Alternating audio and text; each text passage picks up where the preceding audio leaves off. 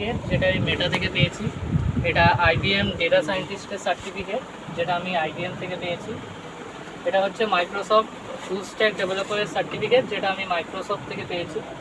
এটা হচ্ছে ইলেকট্রোডাইনামিক্সের উপর আমার সার্টিফিকেট, যেটা আমি Korea advance institute of science and technology থেকে পেয়েছি। এক মিনিট সামনের দিকে ঘুরে একটু বলে ওইভাবে তো। হ্যাঁ, ঘুরে একটা একটা করে দেখাক না। হ্যাঁ একটা একটু করে বললে যেমন এটা পিছিয়ে আছে, তুমি একটু ঘোরো নিয়ে একটা এদিকে একটা। লাগাবো?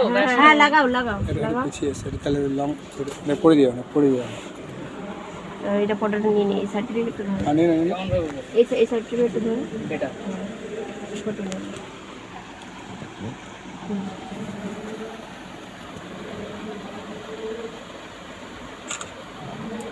সার্টিফিকেটটা একটু তোলো করে।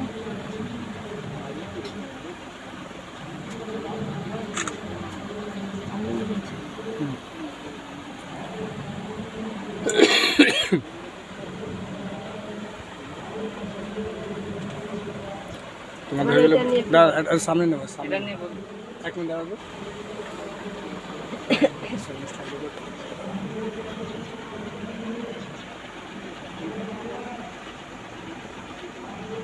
বলো এটা।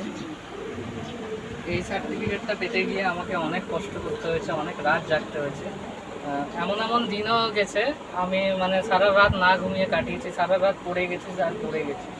তো আমার অনেক দিনের ইচ্ছা ছিল যে যেহেতু আমি আসানসোল নামে একটা শহর থেকে আছি, সেই শহরটাকে বেশি কেউ তেমন চেনে না। তো আমি চাই যে পুরো বিশ্বে, পুরো ইন্ডিয়ার মধ্যে কি পুরো বিশ্বে আমি আসানসোলের নামটা একটু যেন উজ্জ্বল করতে পারি। আমার মা বাবার এই আচ্ছা যে এই সার্টিফিকেটটা কিসের একবার বলো?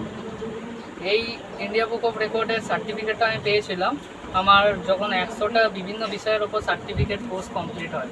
তো তার মধ্যে ছিল ethical hacking, cyber security, data analyst, data scientist, বিভিন্ন প্রোগ্রামিং ল্যাঙ্গুয়েজ, বিভিন্ন ভাষা, ব্যাঙ্কিংয়ের ওপর সার্টিফিকেট, আরও অনেক কিছু ছিল।